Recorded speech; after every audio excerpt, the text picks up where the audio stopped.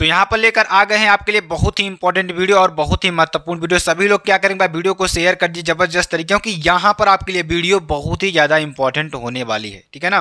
तो सभी लोग क्या करेंगे, वीडियो को बार शेयर कर देंगे, लाइक कमेंट सब्सक्राइब जरूर कर देंगे, साथ ही साथ आप सभी लोग बेल आइकन को जरूर दबा लेंगे, ठीक है ना।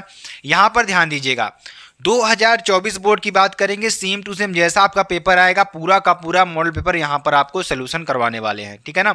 तो आप लोग कहीं जाइएगा नहीं, हमारे साथ लास्ट तक जुड़े रहिएगा। और अगर आपको अच्छी तरीके से समझना है, अच्छी तरीके से पढ़ना है, तो आपको बस लास्ट तक हमारे साथ जुड़े रहना है, ठीक है ना।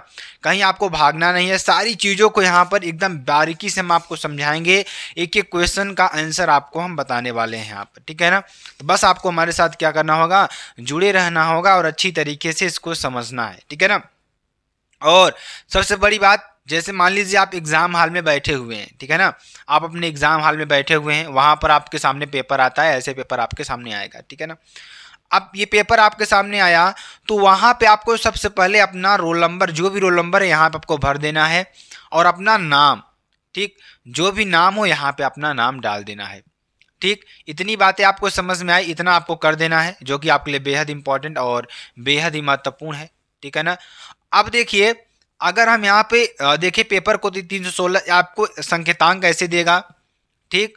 और अब यहाँ पे आपको ईयर दिया रहा है कि जिस ईयर में आपका एग्जाम हो रहा है, ठीक है ना, 2023-24 का एग्जाम हो रहा है। इंग्लिश सब्जेक्ट आपको यहाँ पे लिखा रहेगा। समय 3 घंटे 15 मिनट आपको दिया जाएगा और मैक्सिमम मार्क्स यहाँ पे आपको 100 नंबर आपको दिया जाएगा। कितना दिया जाएगा? 100 नंबर यहाँ पे आपको दिया जाएगा, ठीक।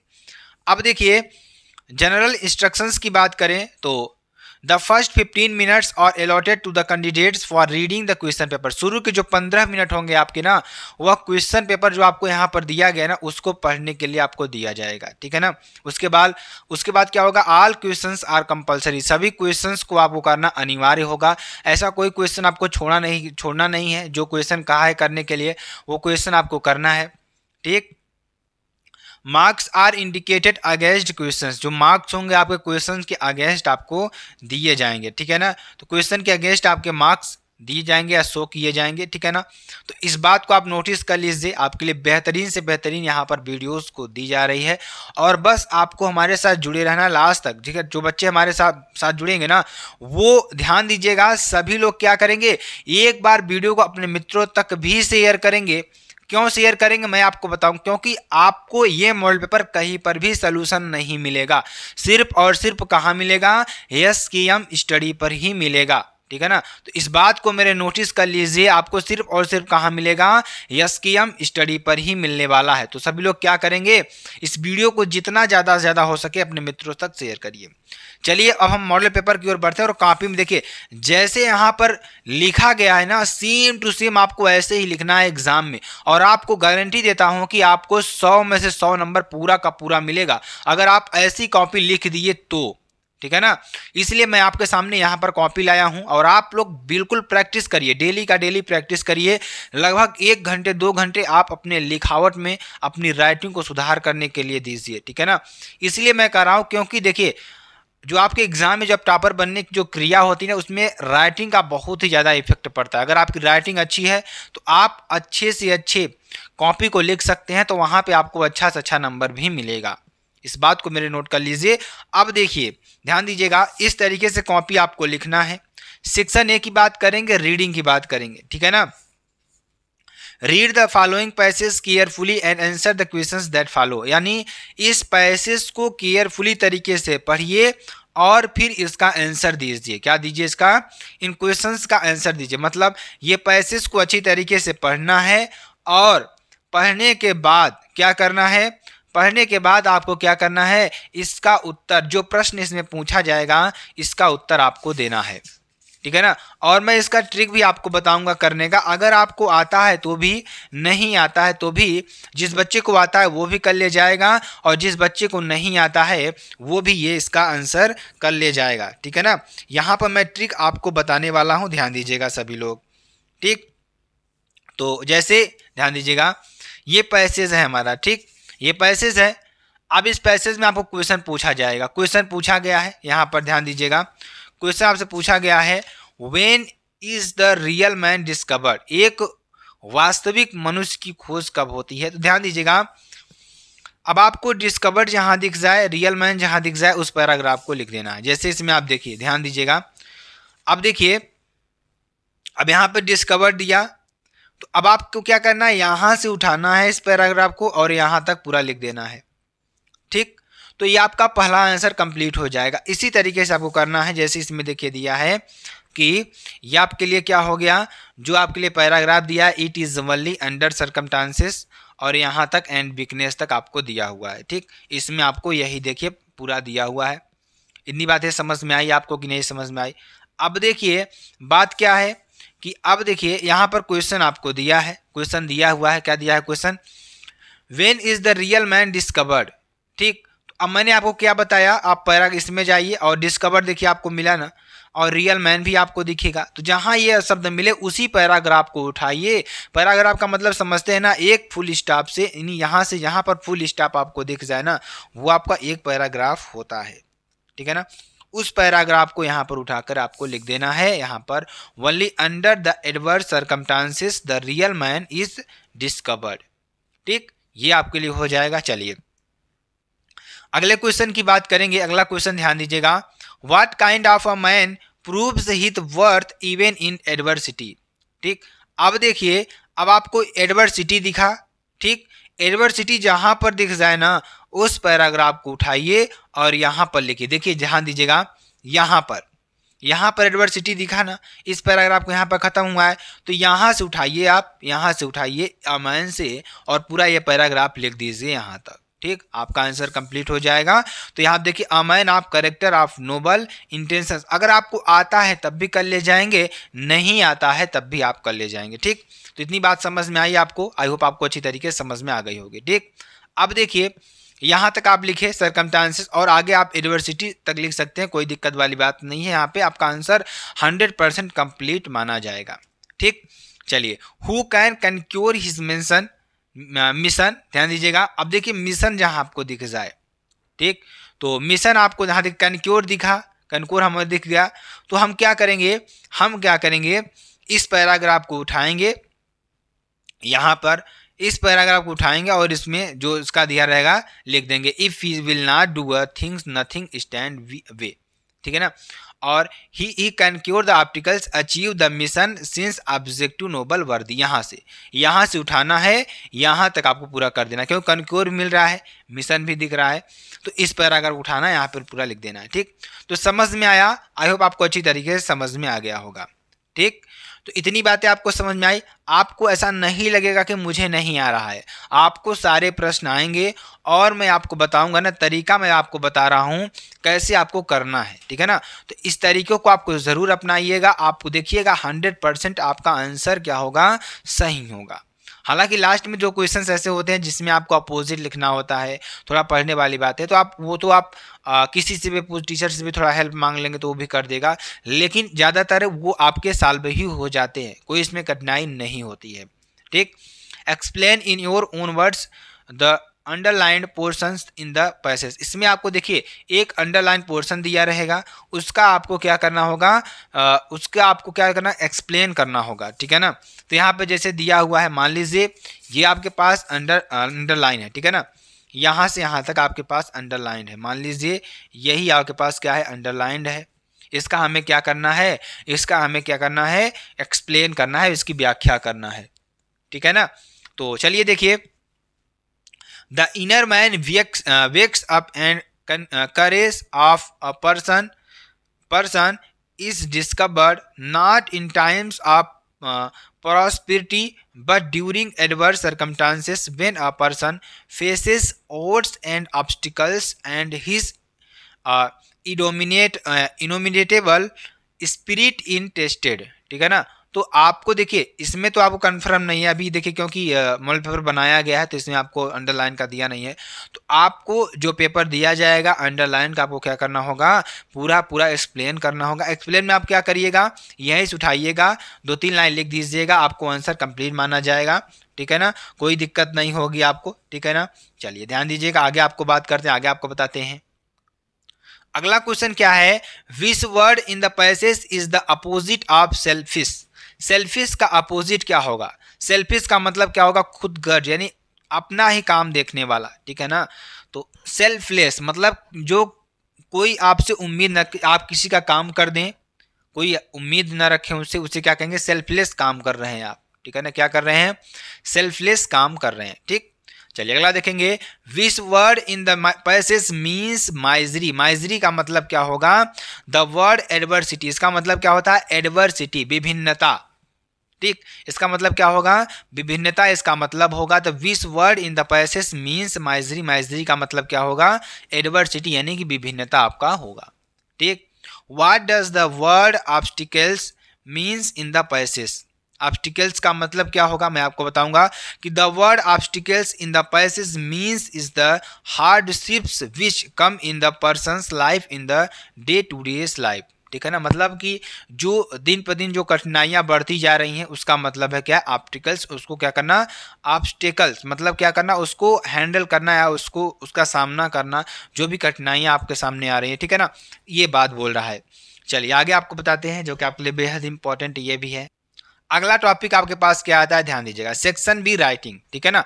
अब देखिए अगर मैं आपसे कहूँ, क्या कहूँ, ध्यान दीजिएगा कि सर आप ऐसे लिखना बता दीजिए, सर आप आर्टिकल लिखना बता दीजिए, तो मैं आपसे कहूँगा कि आर्टिकल आप अपने से लिख सकते हैं। कैसे लिख सकते हैं उसकी मैं बात करता हूँ। जैसे ध्यान दीजिएगा, right an article on any one of the following topics in about 100 to 150 word, ठीक है ना। तो यहाँ पर मैं अगर आर्टिकल की बात करूँ तो आर्टिकल आपको कैसे लिखना है उसके बारे में भी पूरी जानकारी आपको हम यहाँ पर बताएंगे कि आर्टिकल आपको कैसे लिखना है, ठीक है ना। आर्टिकल लिखने के लिए ध्यान दीजिएगा, सभी लोग अच्छी तरीके से ध्यान दीजिएगा। आर्टिकल कैसे लिखना है आपको, आर्टिकल लिखना ऐसे है, ध्यान दीजिएगा। जैसे आपको किसी पर भी दे दिया आर्टिकल लिखने के लिए, ठीक है ना, जैसे दे दिया आपको स्पोर्ट पर, स्पोर्ट यानी कि स्पोर्ट पर आप क्या समझते हैं, स्पोर्ट के बारे में क्या समझते हैं, इंपॉर्टेंस आप स्पोर्ट इन आवर लाइफ, हमारे जीवन में स्पोर्ट का क्या महत्व है, ठीक। अगर उससे पूछ लिया तो आप क्या करेंगे, उस पर 10 सेंटेंस बना लेंगे। नहीं तो हम आपको एक वीडियो बनाए हुए हैं जिसमें आपको पूरा आर्टिकल लिखकर बताया हुआ है और उसमें मैंने जो इम्पोर्टेंट आर्टिकल्स हैं उसको भी बताए हुए हैं, आप वहां से जा करके देख सकते हैं, ठीक। और यहाँ पर क्या कर सकते हैं, आप स्क्रीनशॉट करके इसकी अच्छी तरीके, इसी तरीके से आपको लिखना है जैसे मैंने इसमें आपको बताया हुआ है, सेम टू सेम आपको ऐसे ही आर्टिकल को लिखना है, ठीक है ना। इसमें सेक्शन बी में देगा, राइटिंग देगा, तो right an article on any one of the following topics in about 100 to 150 word, यानी कि किसी एक टॉपिक पर आपको 100 से 150 शब्दों में क्या करना है, आर्टिकल को लिखना है। क्या लिखना है, आर्टिकल को लिखना है। ये आपके राइटिंग में आता है, सेक्शन बी में आता है। तो हमने आपको क्या बताया कि आप देखिए 100 से 150 शब्द पूछा तो आपको 15 वाक्य तो बनाने ही बनाने होंगे, 15 सेंटेंस आपको बनाने ही बनाने होंगे। तो आपको क्या करना है, 15 सेंटेंस को हिंदी में सोचिए और उसका ट्रांसलेशन करते चले जाइए, ठीक है ना। आपका कंप्लीट हो जाएगा, कोई दिक्कत नहीं आने वाली है, ठीक है ना। और इस तरीके से यहाँ पर इसका भी स्क्रीनशॉट, अब जो भी मैंने लिखाया हुआ है थोड़ा एक बार स्क्रीनशॉट इसका कर लीजिएगा, ठीक। और जो कि आपके लिए बेहद इंपॉर्टेंट भी है, बेहद ही महत्वपूर्ण है, ठीक है ना। चलिए अगला देखते हैं, ध्यान दीजिएगा।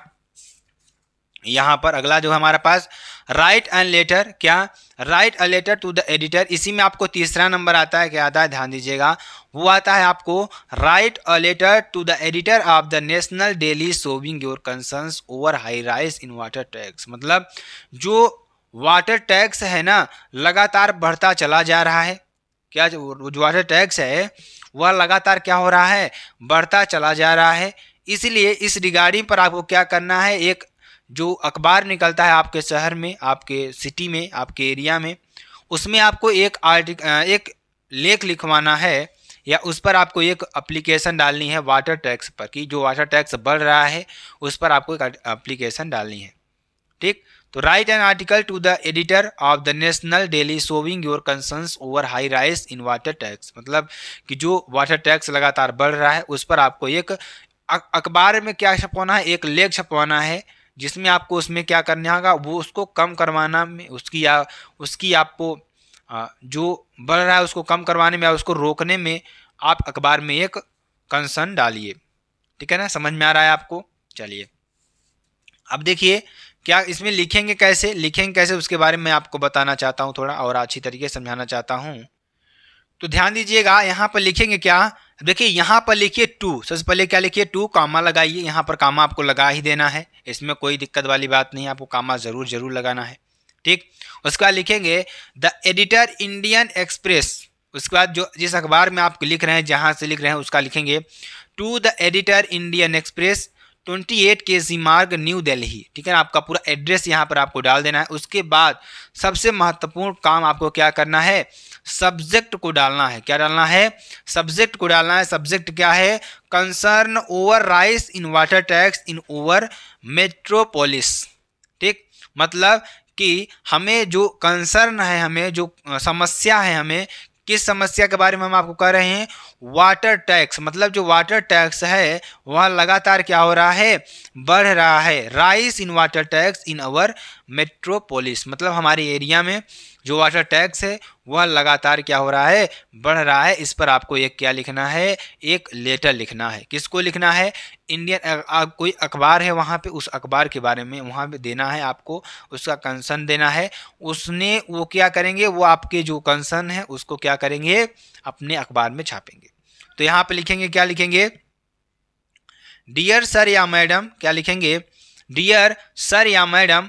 उसके बाद लिखेंगे I am writing this letter to the your prestigious daily to highlight the issue of sudden. ठीक है ना, मतलब मैं यहाँ पर लिखना चाहता हूँ, यह लिखना चाहता हूँ, आप अपने पत्र के जरिए, अपने लेटर के जरिए यह लिखना चाहता हूँ कि, या मैं यह लिख रहा हूँ कि your prestigious daily to highlight the issue of sudden, मतलब आप क्या करिए, प्रेस्टिगियस डेली टू हाईलाइट, मतलब इसको आप डेली हाईलाइट करिए, द इशू ऑफ सडन, जो यहाँ पर अचानक से इशू हुआ है। इशू कौन सा हुआ है, hike in water tax rate in new Delhi by the MCD. ठीक, यहाँ पे क्या कर रहा है कि हाइक इन वाटर टैक्स, यानी जो वाटर टैक्स है उसका दाम क्या हो गया है, बढ़ गया है, rate in new Delhi by the MCD, किसके द्वारा, एमसीडी के द्वारा। ठीक है ना, चलिए आगे देखते हैं। आई वुड लाइक टू, मैं आपसे कहना चाहता हूं कि being to your kind notice that MCD, कि आप एमसीडी को एक नोटिस दीजिए, उसका ध्यान अटेंशन करवाइए, had recently increase the water tax rates bye 10% 6 month back, मतलब पिछले 6 महीने में उन्होंने क्या किया है, जो वाटर टैक्स है 10% में 10% की बढ़ोतरी की है। ठीक, दे हैव अगेन हाइक्ड, क्या, दे हैव, तो आगे देखिए यहाँ पर ध्यान दीजिएगा, यहाँ पर देखिए मतलब कि 6 महीने में कितना 10% आपका वाटर टैक्स बढ़ा। ठीक है ना, which comes under MCD and Delhi Jal Nigam that has shocked us as the bolt from the blue, मतलब कि हमें क्या कर दिया, उन्होंने शॉक्ड कर दिया, इतनी जो इसमें वाटर टैक्स बढ़ा हुआ है उससे हम लोग क्या हो गए हैं, शॉक्ड हो गए। ठीक है ना, तो अब आप अपने से भी इसमें लिख सकते हैं, अपने से क्या लिख सकते हैं, जैसे कि वाटर टैक्स बढ़ रहा है, हमें क्या समस्या का समाधान करना पड़ रहा है। ठीक है ना, तो वो सारी चीज़ें आप यहाँ पे लिख सकते हैं। ठीक है ना, जैसे in such hard times it the really very difficult to meet both the ends. ठीक, अब देखिए यह बहुत ही क्या है, कठिन है, to meet both the end. ठीक है ना, आगे देखेंगे since such as a water tax hike 50% in unbearable. ठीक है ना, देयर फॉर, इसलिए आई रिक्वेस्ट यू, मैं आपसे रिक्वेस्ट कर रहा हूं कि on behalf residence association of Ashok Nagar to take this issue before the water works ministry of Delhi government and roll back this hike in water tax so that, ताकि the residents of, ध्यान दीजिएगा इसमें कह रहा है कि जो यहाँ पर वाटर टैक्स बढ़ोतरी 50% तक हो चुकी है ना, ये बहुत ही क्या है, सामान्य नहीं है, यह सामान्य नहीं है। इसलिए मैं आपसे रिक्वेस्ट कर रहा हूँ कि इससे आप क्या करिए, अपने जो दिल्ली जो गवर्नमेंट है उसके आप क्या करिए, उसको आप क्या करिए, यहाँ अपने अखबार में दिखाइए। ठीक है ना, सारी समस्याओं को दिखाइए वहाँ पे। ठीक है ना, और Delhi are relieved of this economic burden to some extent. अब देखिए ध्यान दीजिएगा, अब यहाँ पर लास्ट में आपको क्या लिखना है, thanking you your sincerely president of Ashok Nagar resident association new Delhi. ठीक है ना। तो आप इन्हीं चीज़ों को यहाँ पर लिखना है आपको। तो ध्यान दीजिएगा, आप जरूरी नहीं है कि आप जो मैंने लिखा है आप यही लिखिए, आप अपने से शब्दों को बना करके लिख सकते हैं। 10 सेंटेंस बनाइए, 15 सेंटेंस बनाइए, जो समस्या है आपकी, ठीक। लेकिन आपको यहाँ तक सेम लिखना होगा, यहाँ तक सब्जेक्ट तक आपको याद करना होगा या लिखना होगा। ये कोई इशू वाली बात नहीं है आपके लिए। यहाँ एड्रेस लिखना होता है, यहाँ आपको सब्जेक्ट लिखना हो, जो सब्जेक्ट यहाँ पर दिया हुआ है वही सब्जेक्ट यहाँ पर लिखना होता है। उसके बाद नीचे डियर सर है मैडम, यहाँ तक आपको लिखना है। उसके बाद नीचे आप अपनी लाइन में भी अपने शब्दों में भी लिख सकते हैं, इसमें कोई इशू वाली बात नहीं है, ठीक है ना। चलिए आगे देखते हैं। सेक्शन सी की बात करते हैं, ग्रामर की बात करते हैं, जो कि आपके लिए बेहद इंपॉर्टेंट और बेहद ही महत्वपूर्ण है, ठीक। तो ग्रामर में देखिए, choose the correct option to the answer following questions, यानी कि आंसर को क्या करिए, ध्यान दीजिएगा, चूज द करेक्ट ऑप्शन, सही ऑप्शन को चुनिए और क्या करिए, उसका आंसर लिखिए, ठीक। उसे हम क्या, ध्यान दीजिएगा। अब देखिए पहला क्वेश्चन क्या है, the country ruled by a king, वह कंट्री जो राजा के द्वारा बनाया गया उसे हम क्या कहेंगे। 4 ऑप्शन आपको दिया है, डेमोक्रेसी, मोनार्ची, मेट्रोर्की और ओलिजेरार्ची, ठीक है ना, ओलिगार्ची, ठीक है ना। तो यहाँ पे क्या हो जाएगा, मोनार्ची, ठीक है ना, ये आपके लिए हो जाएगा। मोनार्की आप यहाँ पढ़ेंगे, मोनार्ची नहीं मोनार्की पढ़ेंगे, क्योंकि एच साइलेंट रहता है, ठीक है ना। और यहाँ पर ओलिगार्की, क्या हो जाएगा, मटेरियार्की, यहाँ पर आपको इस तरीके से पढ़ना है, ठीक है ना, एच साइलेंट रहता है इसमें। चलिए आगे देखते हैं। The phrase at a stretch means का मतलब क्या होता है, कॉन्टिन्यूसली, मतलब कि लगातार, ठीक। स्ट्रेच का मतलब क्या होता है, जैसे आप शरीर को क्या करते हैं, सुबह सुबह के क्या करते हैं, स्ट्रेच करते हैं, या लगातार अपने शरीर को एक लचीलापन प्रदान करने के लिए एक्सरसाइज करते हैं, ठीक है ना। तो यहाँ पर आपका क्या हो जाएगा, स्ट्रेच मीन्स क्या हो जाएगा, कॉन्टिन्यूसली, ठीक है ना, ये आपके लिए हो जाएगा। चलिए आगे आपको बताते हैं, ध्यान दीजिएगा, ठीक।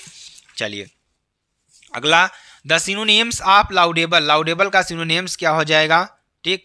प्रेसवर्दी, एबल, डिसेबल या लाइएबल। तो यहाँ पर आंसर क्या हो जाएगा, प्रेसवर्दी, क्या हो जाएगा, प्रेसवर्दी, ठीक है ना। अगला, one should not abuse his father, वह जो अपने पिता को, यहाँ इसमें देखिए गलत क्या है, इसमें इरर क्या है, which word in his sentence is an error, error क्या है इसमें, हिज में आपको इरर दिखाई देगा, ठीक है ना। चलिए आगे देखते हैं। द एंटोनिम्स ऑफ स्टिल इसका एंटोनिम्स क्या होता है, फ्रेश, क्या, फ्रेश, ठीक है ना। अगला क्वेश्चन 5 के नंबर की बात करेंगे, तो change any one of the following to indirect speech, किसी को इनडायरेक्ट स्पीच में आपको चेंज करना है, ठीक।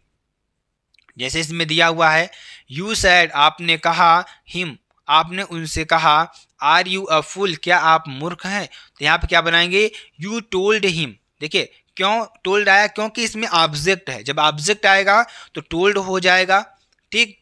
और यहाँ पर आर यू अ फूल, क्या आप मूर्ख हैं, तो यहाँ क्या बनाएंगे, दैट लगाएंगे। अब देखिए सेकंड पर्सन है तो इसके ऑब्जेक्ट अनुसार चेंज होगा, तो ऑब्जेक्ट जिसका हिम है तो इसका सब्जेक्टिव केस क्या होगा, ही होगा। तो ही, आर का क्या हो जाएगा, अगर ही आएगा, आर यू आएगा तो आर लगेगा, ही आएगा तो इज लगेगा, अ फूल, ठीक। इस तरीके से आप बना लेंगे। 123/सन, यहाँ पे आप रूल को लिख लीजिए, 123/सन। कहने का मतलब क्या हुआ, ये आपका रिपोर्टिंग वर्ब है और रिपोर्टेड स्पीच आपका है। कहने का मतलब यानी इसके द्वारा कही गई बात यहाँ पर कही गई है। तो रिपोर्टेड स्पीच का जो सब्जेक्ट अगर सेकेंड पर्सन है तो रिपोर्टिंग वर्ब के ऑब्जेक्ट के अनुसार चेंज होगा, फर्स्ट पर्सन है तो सब्जेक्ट के अनुसार चेंज होगा, अगर थर्ड पर्सन है तो उसकी क्या हो जाएगा, नो चेंजिंग होगा। ही सी इट नेम आपका थर्ड पर्सन होगा, आई और वी फर्स्ट पर्सन होगा, यू आपका क्या होगा, सेकेंड पर्सन होगा। समझ में आया। चलिए, the teacher said to me, teacher ने मुझसे कहा कि गो अवे एट वंस, यहाँ से एक बार आप चले जाए, तो यहाँ क्या हो जाएगा, the teacher ordered me, teacher ने मुझसे कहा to go away at once, ठीक है ना, क्या हो जाएगा, to go away at once. यहाँ पे आप इस तरीके से बना सकते हैं। चलिए अगला देखते हैं। अगला क्या है, change any one of the following as directed, किसी एक को चेंज करना है। तो यहाँ पे क्या हो जाएगा, स्विच ऑफ द फैन, इसका पैसिव वॉइस बनाना है। तो let the fan B switched off, क्या हो जाएगा, let the fan B switched off, ठीक, ये आपका हो जाएगा। चलिए अगला सेकेंड नंबर की बात करेंगे। Every rose has a thorn, प्रत्येक गुलाब में क्या होते हैं, कांटे होते हैं। इसका निगेटिव सेंटेंस आपको बनाना है। तो there is a no rose without a thorn, ऐसा कोई गुलाब नहीं है जो बिना कांटे का हो, ठीक, चलिए अगला देखेंगे। Change any one of the following as directed, किसी एक को चेंज करना है जो इसमें दिया गया है। तो Sheela must work hard to succeed, Sheela को कठिन परिश्रम करना चाहिए किसके लिए, सफल होने के लिए। इसका कंपाउंड सेंटेंस बनाना है। तो Sheela must work hard, Sheela को कठिन परिश्रम करना चाहिए if she wants to succeed, यदि उसे सफल होना है। ठीक, चलिए। वी ईट सो दैट, हमें खाना चाहिए कि वी कैन लिव, हम जी सके। ठीक, तो हमें सिंपल सेंटेंस का बनाना है। तो वी ईट टू लिव, हमें जीने के लिए खाना चाहिए। ठीक, चलिए अगला देखते हैं। Correct any one of the following sentences, किसी एक को करेक्ट करना है। 5 शीप्स आर ग्रेजिंग, तो यहाँ क्या हो जाएगा 5 शीप आर ग्रेजिंग, क्या हो जाएगा 5 शीप आर ग्रेजिंग। ठीक है ना, चलिए। हिज स्पेक्टिकल्स इज न्यू, ठीक, तो क्या हो जाएगा हिज स्पेक्टिकल्स आर न्यू, क्या हो जाएगा हिज स्पेक्टिकल्स आर न्यू। ठीक है ना, अगला देखेंगे क्या हो जाएगा। Use any one of the following pairs of words in yours own sentences to make the difference in their meanings clear. ठीक है ना, तो पहला बोर्न, बोर्न, ठीक है ना। तो एक बोर्न का मतलब क्या होता है, he was born in Delhi, मैं दिल्ली में जन्म लिया हूँ। एक बोर्न का मतलब क्या होता है, male and female flowers are born on the distinct plant. ठीक है ना, ये आपके लिए हो जाएगा। चलिए अगला देखते हैं। चेक और चेक, एक चेक का मतलब क्या होता है, कॉपी या किताब किसी भी को चेक करना। एक चेक का मतलब होता है जिससे आप पैसा निकालते हैं। ठीक है ना, तो एक चेक का मतलब you must check your pockets before washing the clothes, अपने कपड़े को धुलने से पहले अपने जेब को जरूर देखना चाहिए। ठीक, चेक, एक चेक का मतलब you the check the received from the employer has bounced, यानी जो चेक मिला हुआ है आपको वो क्या हुआ, एम्प्लॉय हैज बाउंस्ड, क्या हो गया बाउंस्ड हो गया। ठीक है ना, अगला देखिए। Translate the following passage into English, में आपको इसको सेंटेंस करना होगा। चलिए अगला देखते हैं। इसमें आपको ट्रांसलेशन दिया होगा, मैं इसमें ट्रांसलेशन देकर के आपको करवाता हूँ, ध्यान दीजिएगा। चलिए यहाँ आप देखिए दिया हुआ है, क्या दिया हुआ है, हमें पालतू और मूक पशुओं की तरह किसी के पीछे नहीं चलना चाहिए। जीवन के संघर्षों एवं आने वाले खतरों का निर्भीकता एवं साहस के साथ सामना करना चाहिए। भविष्य चाहे कितना भी उज्जवल एवं लुभावना क्यों न हो, हमें उस पर भरोसा नहीं करना चाहिए। हमें बीती हुई बातों को बार बार सोचना नहीं चाहिए, बस अपने कर्तव्यों के प्रति सचेत रहना चाहिए। ठीक, तो ध्यान दीजिएगा, इसका बनाएंगे। तो पहला क्या कह रहा है, हमें पालतू और मूक पशुओं की तरह किसी के पीछे नहीं चलना चाहिए। तो क्या बनाएंगे इसका, we should not follow anybody just like a tame and dumb animal. ठीक, उसके बाद क्या कह रहा है कि जीवन के संघर्षों एवं आने वाले खतरों का निर्भीकता एवं साहस के साथ सामना करना चाहिए। तो यहाँ क्या हो जाएगा, one should face the struggles of life and impending dangers with boldness and courage when if the future is must bright and inting। ठीक है ना, आगे हमें उस पर भरोसा नहीं करना चाहिए, हमें we should not trust on it, हमें बीती हुई बातों को बार बार सोचना नहीं चाहिए, बस अपने कर्तव्यों के प्रति सचेत रहना चाहिए। तो क्या हो जाएगा यहाँ पर, we should not think over past events और things, we should only be alert towards our duties. ठीक है ना, ये आपके लिए हो जाएगा। चलिए ध्यान दीजिएगा, आगे हम बात करेंगे सेक्शन डी की बात करेंगे। सेक्शन डी में ध्यान दीजिएगा, जो आपसे क्वेश्चन पूछा जाएगा, क्वेश्चन मैं आपको बता दे रहा हूँ यहाँ पर। सेक्शन डी लिटरेचर का पार्ट यहाँ पर आपके लिए है। तो प्रोज, पोइट्री और सप्लीमेंट्री आएगा। तो प्रोज में ध्यान दीजिएगा, प्रोज में आपके 2 शॉर्ट टाइप क्वेश्चन पूछेगा जिसमें आपको 8 नंबर दिया जाएगा। तो इसमें क्या कर रहा है कि answer the following questions in about 40 words each, प्रत्येक का 40 शब्दों में आंसर लिखना है। तो देखिए पहला क्वेश्चन क्या है, what did Hemal say about the language and its importance. Hemal language यानी भाषा के बारे में क्या कहती है और उसके महत्व के बारे में क्या कहती है। ठीक है ना, तो ये आपके लिए हो जाएगा, जो कि बेहद इंपॉर्टेंट है। तो ये आपको ये लिख देना है। ठीक, चलिए अगला क्वेश्चन इसमें पूछ रहा है, आप क्वेश्चन लिखते चलिए, स्क्रीनशॉट करते चलिए। ठीक है ना, why did the parallel consider the world as the trap, यानी कि जो पैरेलर था उन्होंने पूरे संसार को एक चूहेदानी के समान क्यों समझा। ठीक, यहाँ पर आपको करना है। अगला, answer any one of the following questions in about 80 words, किसी एक को 80 वर्ड में आपको सेंटेंस को लिखना होगा। जैसे क्वेश्चन दिया, how did the advancement of the test lesson effort effect, यानी कि यहाँ पे क्या हो जाएगा, how did the advancement of the last lesson effect French. ठीक है ना, ये आपके लिए हो जाएगा। तो ये आपको पूरा क्या करना होगा, इसको स्क्रीनशॉट कर लेना है, जो आपके लिए बेहद इंपॉर्टेंट है। ठीक है ना, चलिए अब हम क्या करेंगे, पोइट्री की बात करेंगे। तो यहाँ पे देखिए, read the following state carefully and answer the questions that follow. यानी आपको एक स्टैंजा दिया जाएगा, उसको केयरफुली तरीके से पढ़ना होगा।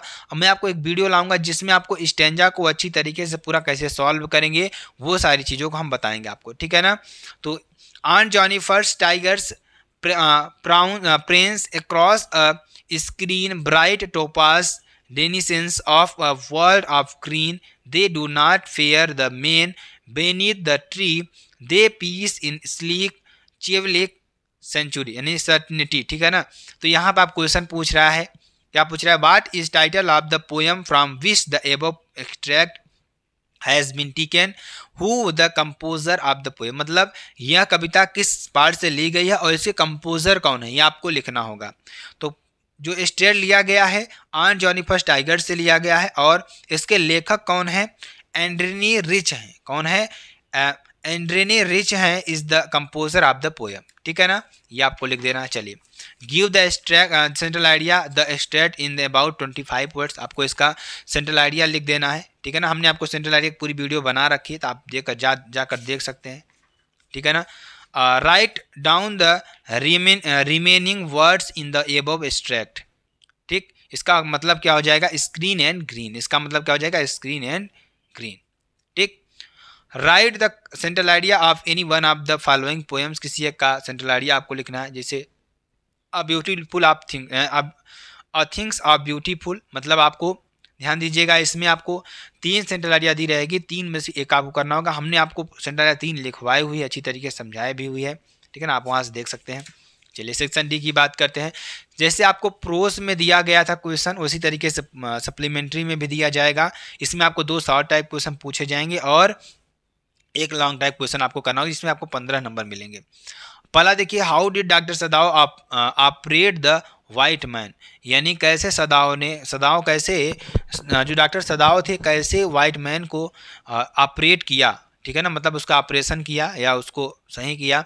How did the king save his throne. ठीक है ना, दूसरा क्वेश्चन ये है। उसके बाद 12 नंबर क्वेश्चन ध्यान दीजिएगा, आप सारे क्वेश्चंस का स्क्रीनशॉट करके आप लिख लीजिएगा अच्छी तरीके से। Answer any one of the following questions in about 80 words. किसी एक को 80 शब्दों में आपको लिखना है। तो क्वेश्चन क्या कर रहा है, who was the psychiatrist, what did the से अबाउट द थर्ड लेबर। ठीक, साइकियाट्रिस्ट कौन था, मनोवैज्ञानिक मनोचिकित्सक कौन था, और उन्होंने थर्ड लेवल के बारे, तीसरे स्तर के बारे में क्या बताया। ठीक, तो ये आपको लिख देना है, जो कि आपके लिए बेहद इंपॉर्टेंट है। तो ये आपके लिए पूरा मॉडल पेपर का सलूशन था मेरे प्यारे बच्चा लोग। अगर आपको वीडियो पसंद आती है, आप चैनल को लाइक शेयर कमेंट सब्सक्राइब जरूर कर सकते हैं। फिर मिलते हैं नेक्स्ट वीडियो में नए टॉपिक के साथ, तब तक के लिए जय हिंद जय भारत।